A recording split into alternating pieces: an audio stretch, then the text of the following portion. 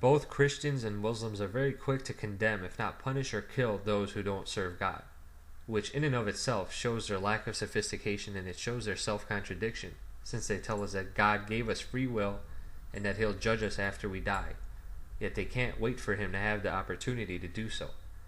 They're very quick to delegate responsibility for wrongdoing, and they're very quick to deal out punishment not as God sees fit, but as they see fit. And that usually agrees with only the violence in the Bible and Quran.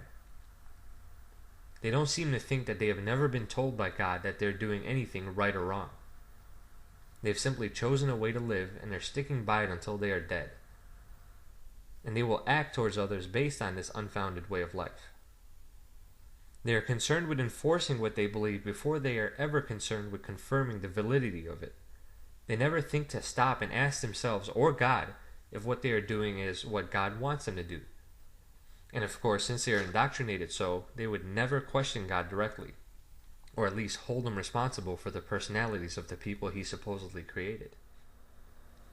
The confusion created by the presence of many incompatible religions, however God-serving they may be, is a dilemma that is stopping all people from properly serving God if there is one. Every religion has members who are sure God has told them that they are on the right path, and they know without any doubt that those in disagreement upset God.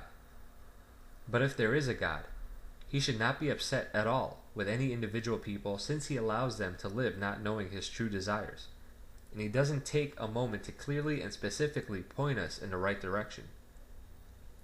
If God only has one true path to being on His good side, He surely must see that there are many people who are obviously involved in a blasphemous deception. They're going around spreading the wrong religion, and God neither stops them nor clarifies for those who are being misinformed. He allows all of us to continue on the wrong path. And then there are people who have never even heard of Christianity or Islam because of their geographic locations.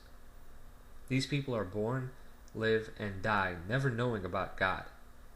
What happens to them? They never live by His holy book, whichever is the real one, and according to those books, these people cannot get into heaven. Whose fault is this? If there is a God and He wants us to follow a certain book, since that is so important to Him, He should tell us Himself, like He supposedly was able to tell people centuries ago, which book He wants us to live by.